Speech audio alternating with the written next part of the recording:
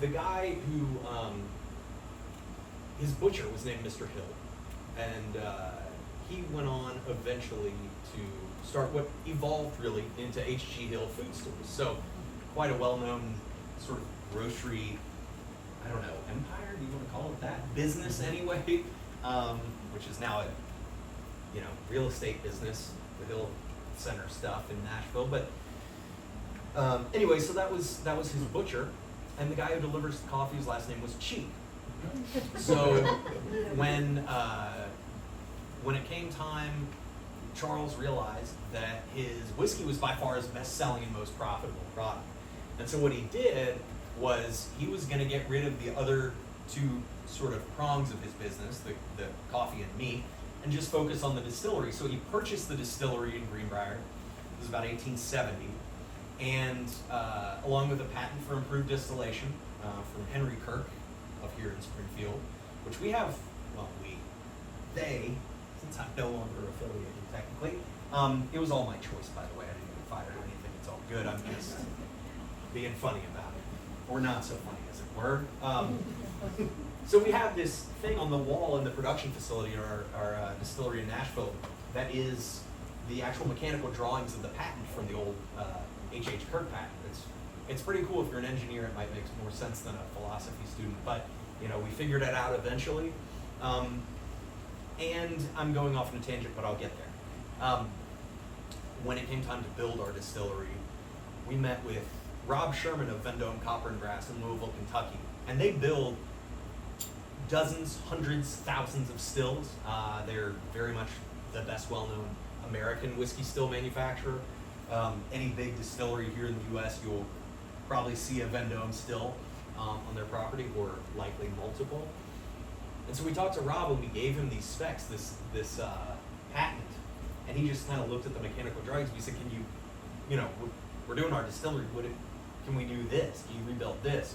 And his response was something like, well, look, yes, to answer your question, but it's going to be a lot more expensive and a lot less efficient than what I just would build you otherwise, a modern day iteration of things, which makes a lot of sense after 125 years of engineering novelty and thought behind things. So anyway, it was also not, the steam boilers back then were probably quite a bit different than they are now. So it's a whole different world. But anyway, we get to, I'm just like all over the place. Anybody got any questions? How's everybody doing? Great. So glad that was such a quick thing. Okay, so yes. Oh, where did you get the recipe? I thought you found the recipe. Well, over time we kind of did. So the deal with that was, everybody would like to have this romantic story of opening this safe and seeing a leather-bound ledger of exactly Grandpa's old recipe, and it wasn't quite like that. But in my mind, it wasn't not like that, if it doesn't have to be. But what happened was basically here and the other archives and various things we visited around the state were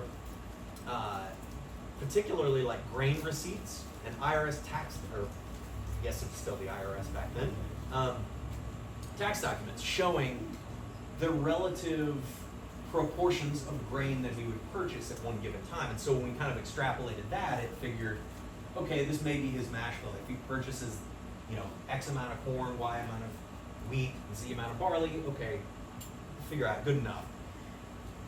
We're not going to get the original yeast. We're not going to get, certain other things that were just not feasible or realistic or likely in the modern day.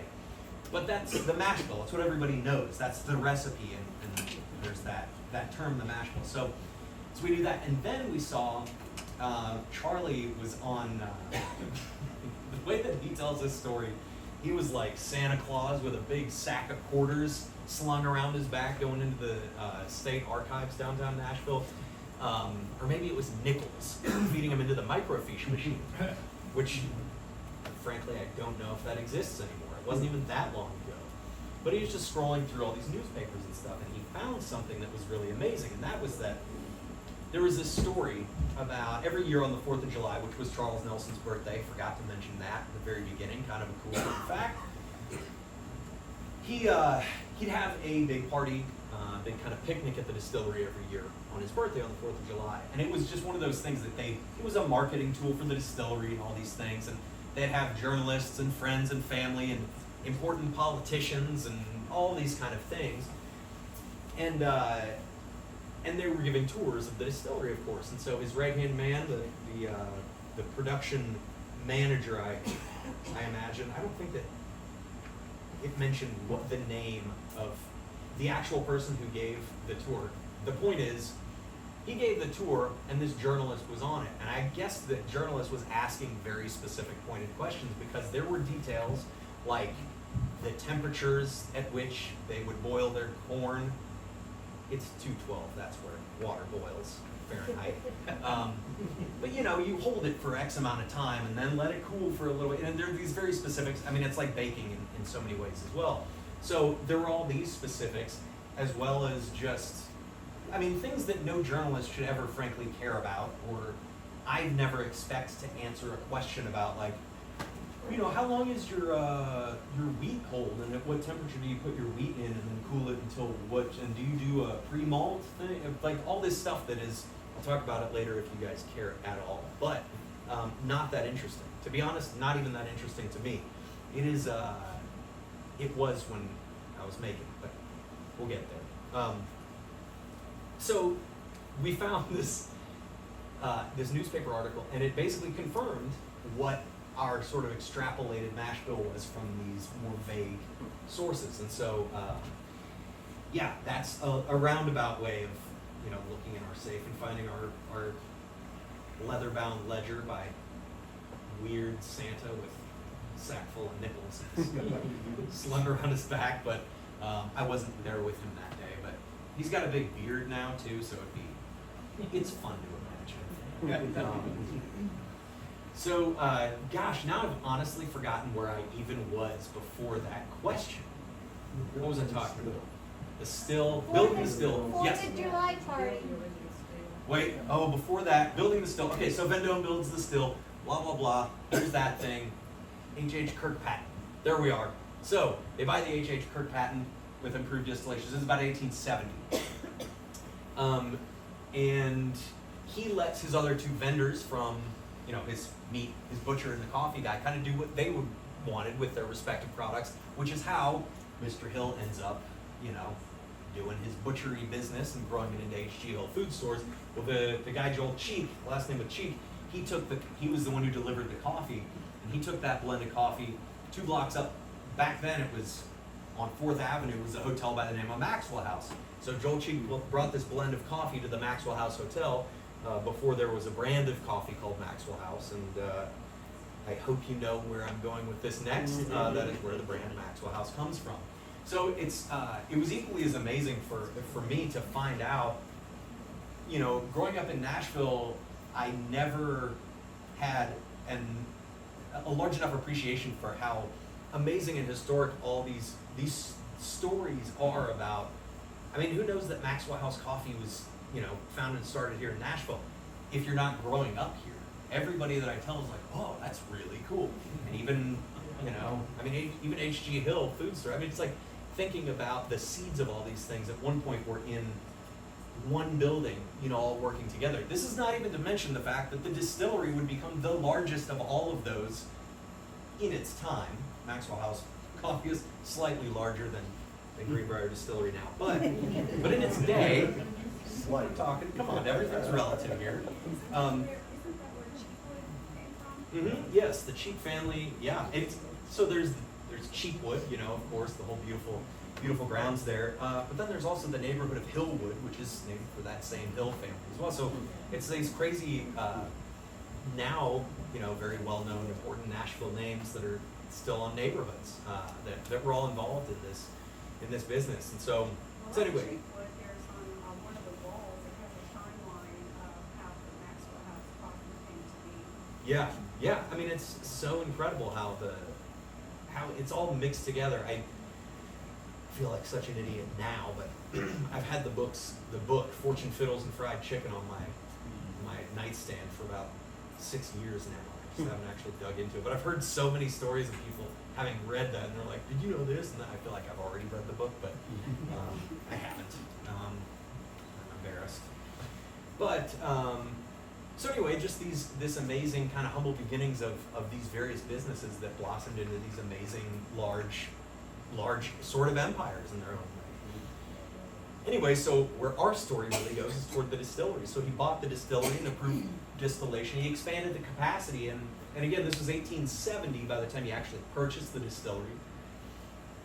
And by 1885, he's selling 380,000 gallons of whiskey a year worldwide, and I'm talking coast to coast here in the United States, in Asia, certainly Western Europe. Really wild to think about how far he got his distribution. Now, one of the reasons, especially back then, one of the reasons was because he was one of, perhaps not the first, but very much one of the first to sell his whiskey by the individual glass bottle, as opposed to just selling a full barrel or large ceramic jug. So that just made everything a whole lot easier to sell, a small or even large allotment of bottles, as opposed to, I don't know, a barrel that weighs 525 pounds. It's just simple sort of ergonomics at the very least. So that's one of the ways that he was so popular back in his day. This is also, he had a wheated mash bill, and I don't know if anybody knows what that really means. I mean, literally what it means is that his mash bill had wheat in it. It was corn, wheat, and malted barley. Now that was not terribly unusual back in those days, but it's a lot more unusual now. So many American whiskeys and bourbons, they have corn, rye, and malted barley. Now the wheated whiskeys are becoming very, very popular now because they have, the wheat imparts a bit of a sweetness to it. It's like a little softer, sweeter kind of mouthfeel, which is what I really like. Whereas rye is a much more peppery, spicy kind of a grain. And so they're just fundamentally kind of different flavor profiles on the spectrum of flavor profiles in terms of American whiskeys. So that was something that really caught my eye, because I knew I like the wheated whiskeys. This is early on when I was first kind of learning about whiskeys and just doing that first research. Maker's Mark is a wheated whiskey, and I knew I liked Maker's at that time. So that made a lot of sense. So so that's kind of where everything started, and it all went from there. And then so 1885 was really kind of his heyday. Biggest distillery in the state. He was paying right about and therefore producing and therefore paying about 2/3 of the taxes on whiskey across the whole state. So in other words, he was producing about 2/3 of the whiskey that was being made in the whole state. So far and away the largest. And this is, by the way, a time where there was nothing as large as what Jack Daniel's is now, but there were way more distilleries in the state than there are now. There are certainly a fair amount now, but I mean, most people would have like a little distillery in their home just for home use or whatever. Not legal now. Do not home distill. But I can show you how to get the license. Email me and I'll pay me by the hour. It's not an easy process or fun. Yes. In the back.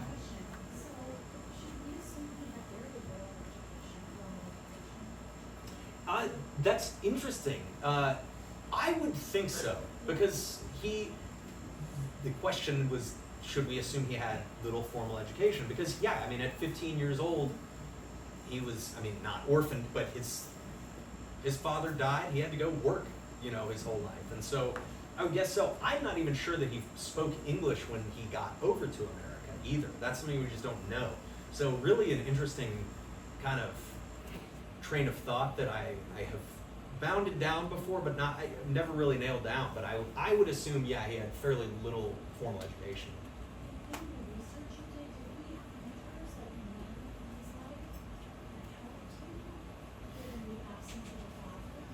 These are really good questions. Specifically, the word mentor, I don't know if that has ever been I don't know that I've seen a narrative go that deep into kind of his life. I know that he had a lot of various business partners throughout the years. I mean, for example, his grocery store on 2nd Avenue downtown Nashville went through a number of names. First it was Nelson, I can't remember what the order was, but it was Nelson and Pfeiffer, and then Nelson and Blursch.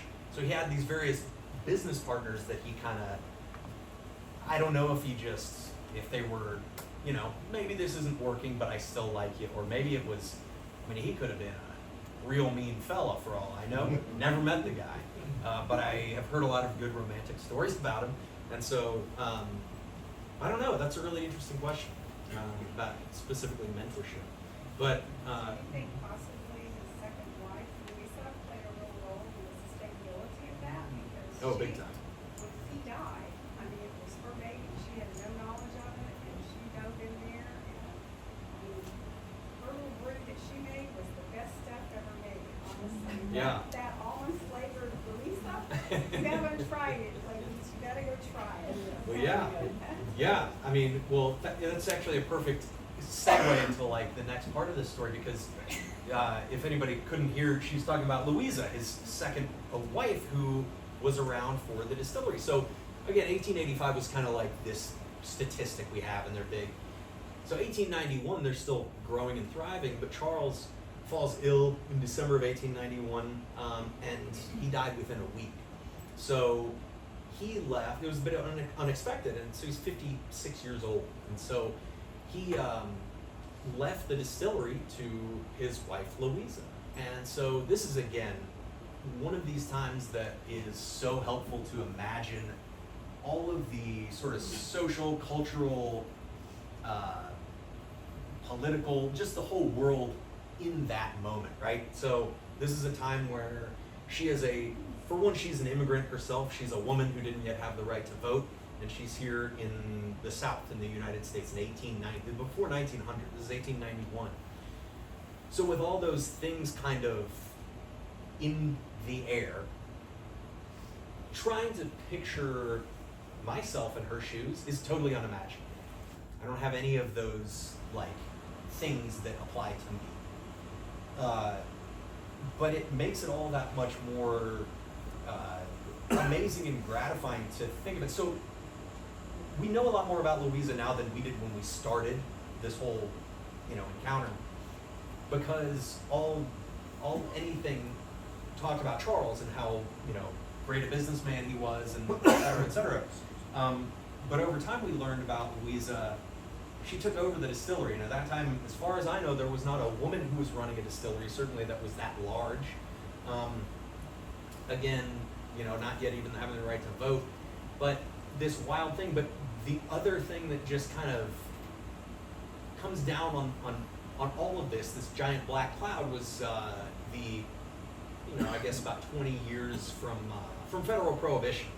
So that is not even to mention the statewide prohibition that hit before federal. So the point is all the kind of cultural, there was the women's temperance movement, there was the women's suffrage movement, and all of these things that somehow tied into the politics and culture of alcohol, of prohibition, and all. I mean, it's like, you've all heard of prohibition, right? I think I'm not going to give a history lesson on this, but it is just endless scores of fascinating stories and tragedy and all this, really, really kind of interesting human dynamic stuff going on here. And so Louisa was right at the center of that. And she kind of revealed herself to us over the years as we pieced together more bits of information about her, that we realized we've got to put her more at the forefront, because just the fact that we didn't know much about her in the beginning was like, she ran the distillery for nearly as long as Charles did, and under certainly way more societal pressure. So it was just this amazing thing that we wanted to kind of elevate her, and so her story is just incredibly important and really interesting to tell. But she didn't fight the system. What she did is she was clever to figure out how to go around it. I mean, she used men to sign her business papers for her so that they would be legitimately filed. Yeah, I mean, she sat back in the corner and said, "You take care of this for me," and they did. She's so smart. Yeah. She, that's what I'm saying. She was not one of protesters out Right. there demanding. She said, okay, this is my time that I'm in. How can I cleverly do what I need to do? Right, And I right. think that's a lot of admiration for her thought process. It's kind of amazing to keep the business going. If anybody could hear in the back, she's talking about how Louisa would also kind of use, men nearby as signers on certain documents and filing them away so they can be legitimately filed, governmentally and such. But I mean, just a testament to the time and day that they were in. And, so it's just kind of a wild thing. But one of the things that I love is that, yeah, she didn't just kind of bow to the pressure.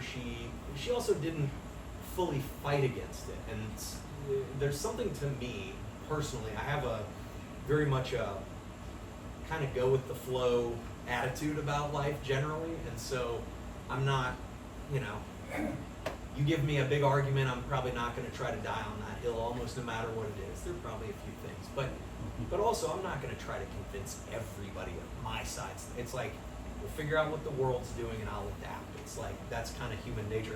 That's what I have kind of within me. And so having that connection with Louisa kind of revealed itself to me in that when Prohibition came, statewide Prohibition in Tennessee, which was of course about 10 years before federal. This is 1909. One of the first states to enact statewide Prohibition here. Way ahead of our time in the very worst of ways, but I'm not judging. This is just history. So she didn't fight it. She just kind of shut it down, and that was the end of it. But to me, this is kind of speculation here, but this is like kind of the fun part of history, is just kind of piecing things together and speculating, and that is that I am guessing that there was a little bit of relief for Louisa when Prohibition came to shut the thing down. And the reason I say that is because of all of the pressures that she was facing and feeling on a day-to-day basis, running this, sinful enterprise and like increasingly unpopular thing. That had to weigh on her, no matter how tough and thick-skinned you could be. That's just a lot of weight. Yeah. Got a question that's kind of on back. It's from way before Louisa came into. Did they use the Lincoln County process or the Robertson process? Did they use the Lincoln County process or the Robertson County process? Bo, I'm glad you asked. I guess they technically used both, but they really used the Robertson County process. What I mean by technically used both is that, interestingly, it was kind of known. This is, by the way, really now what is the hallmark of Tennessee whiskey, which is to say the whiskey comes off the still and it's filtered through a bed of sugar maple charcoal. I don't know if this sounds crazy to anybody else, but I have been asked, what is sugar maple charcoal? It just literally means it's the charcoal from a sugar maple tree. Simple as that. And it's like a giant Brita filter for your whiskey. So it filters out kind of some of the, I don't know, I'll just call them impurities for lack of a better term. But it is the hallmark of Tennessee whiskey, right? So it's what makes it separate from specifically a bourbon. Although, again, a bit of a tangent here. All Tennessee whiskey technically still is bourbon. Doesn't matter. Talk to me later. So it was originally called the Robertson County process. And then over time, I mean, Bo, you honestly may know more about this than I do, but from what I understand, there was the Robertson County process because this was the center of like Tennessee whiskey production. And there was maybe also the Lincoln County process. I don't know how much it differed. But eventually, as it turns out, I just mentioned Prohibition came and shut the whole distillery down. Well, then a company by the name of Jack Daniels ended up growing a little bit after that, and they were at that point in Lincoln County. It's now in Moore County, but whatever. And so they use that, and they now call it the Lincoln County process. And so this is a thing that I find really interesting when people refer to it as the Lincoln County process. Most of them don't know it was initially the Robertson County process. And that's what we used at Brier Distillery. Does that make sense? Yeah, but originally it was two filters. It was a double filtered Robertson County, single filter Lincoln County. Okay, interesting. No, that's the difference. That's in court case. Oh, really? Yes. Okay, I didn't know that. So the difference was that Robertson County was double filtration, Lincoln County was single filtration. Keep thinking. Good to know. Is Thank you. that all before barreling? It is, although there's no direction saying it has to be before or after barreling. Not to speak for anybody else's business, but I know Gentleman Jack. I mean, I'm friends with the folks at Jack Daniels. Gentleman Jack, from what I understand, is charcoal mellowed before the barrel and after the barrel.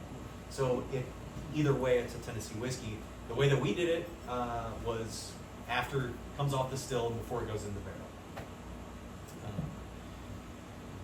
Okay, how are we doing? I think we're probably winding down. Yeah.